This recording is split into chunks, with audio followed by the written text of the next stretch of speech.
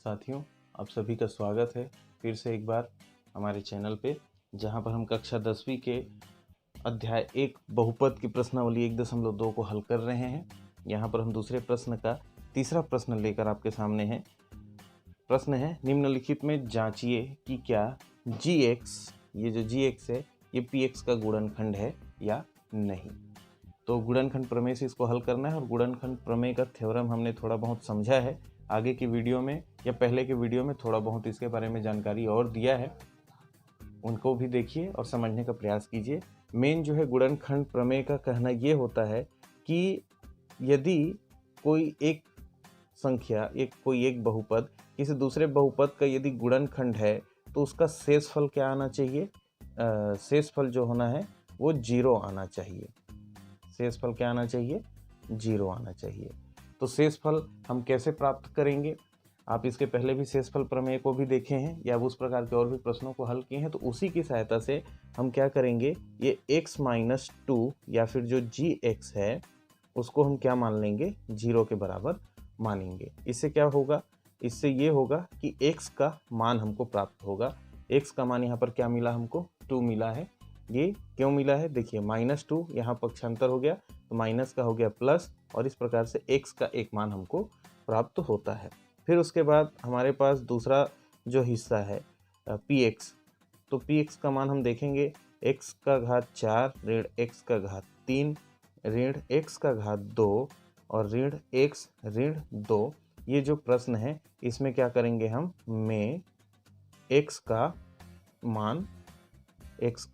मान रखने पर ये जो है हम काम करेंगे, इसमें x का मान रखेंगे। तो रखते हैं, x की जगह पर क्या आते जाएगा यहाँ पर साथियों, 2 आते जाएगा। 2 का घात 4 ऋण 2 का घात 3 ऋण 2 का घात 2 ऋण 2 और ऋण 2। इस प्रकार से हमारे पास ये वैल्यू होंगे। अब हम जानते हैं 2 का घात 4 है, तो हम रफ कार्य कई बार किए हैं, आपको पता है घातांक के लिए कि 2 का घात 4 यदि है तो हम 2 गुणित 2 गुणित 2, ये 2 को 4 बार लिखेंगे और इनका गुणा करेंगे। तो 2 दूने 4, 4 दूने 8 और 8 दूने 16। 2 का घात 4 रहने से इसका उत्तर हमको क्या मिलेगा, 16 मिलेगा। यदि यहाँ पर 2 का घात 3 है तो क्या होगा, इसको हम ऐसा कर लेते हैं, 2 का घात 3 है तो 2 गुणित 2 मतलब 2 दूने इतने का हो गया 4, और 4 से 2 का गुणा करेंगे तो कितना आएगा, 8। तो यहाँ पर 2 का घात 3 जब रहता है तो 8 हो जाता है। वैसे ही 2 का घात 2 रहेगा, आप देख सकते हैं कि 2 का घात 2 यदि हम रखते हैं तो यहाँ कितना हो जाएगा, 2 दूने 4, तो इसलिए यहाँ पर आ गया 4, फिर आ गया ऋण 2 और ऋण 2। यहाँ देख सकते हैं आप कि ये संख्या केवल धनात्मक है, इसके सामने में देखेंगे कि कोई निशान नहीं है, मतलब ये क्या है, धनात्मक संख्या है। बाकी सब संख्याएं ऋणात्मक है, तो ऋण वाले आपस में जुड़ जाएंगे। ऋण 8 ऋण 4 ऋण 2 और ऋण 2, इनको जोड़ेंगे हम, 8 और 4 12 और 2 14 और 2 16। तो यहाँ पर हो गया ऋण 16। अब देख सकते हैं धन 16 है और ऋण 16 है, कटेगा तो 0 आ जाएगा इसका उत्तर। तो px, x की जगह पर हमने चूंकि 2 लिखा हुआ है, तो ये जो हमारे पास बहुपद था उसका उत्तर क्या आ गया, 0 आ गया। और मैंने क्या बताया था, गुणनखंड तभी होता है जब शेषफल 0 आता है। तो यहाँ P2 जो मिला है ये क्या है, शेषफल है, और शेषफल क्या आया हुआ है, 0।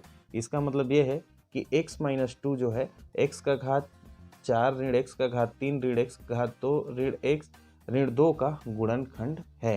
तो हम क्या लिखेंगे, आप नीचे लिखेंगे, यहाँ पर लाइन में, मैं यहाँ बगल में लिख रहा हूँ, आप नीचे लिखेंगे, अतः gx, ये gx जो है वो px का क्या है, px का एक गुणनखंड है। इस प्रकार से आप उसका उत्तर देंगे कि भैया हाँ ये हमने चेक कर लिया है, ये जो है एक गुणनखंड है। यदि 0 नहीं आता तो फिर हम क्या कहते हैं कि ये गुणनखंड नहीं है। इसी प्रकार से बाकी प्रश्नों को भी आप बनाएंगे, जो भी प्रश्न यहाँ पर प्रश्नावली में है इनको बनाएंगे, या इस प्रकार के और भी प्रश्न कहीं से मिलेंगे तो उसको बना के देखेंगे, हल करेंगे। जहाँ पर भी समझ में नहीं आया है कमेंट करके बताइएगा कि क्या समझ में नहीं आया, हम कोशिश करेंगे कि दोबारा कोई वीडियो बनाएं और रिवाइंड करके देखिए, कोई जगह यदि छूट गया होगा तो उसको बार बार देखिए और खुद से बनाने का प्रयास कीजिए। बिल्कुल करके आपको ये गणित समझ में आएगा, कोई बहुत ज़्यादा कठिन नहीं है। अपने मन में बिल्कुल डर मत रखिए कि गणित बहुत कठिन विषय है, गणित बहुत आसान विषय है। बस ये है कि आपको इनके नियमों का पालन अनुशासन से करना है। बाकी सभी चीज़ें ठीक है, गणित बनाते रहिए। तो स्वस्थ रहिए, मस्त रहिए, गणित बनाते रहिए। आपका दिन शुभ हो। धन्यवाद।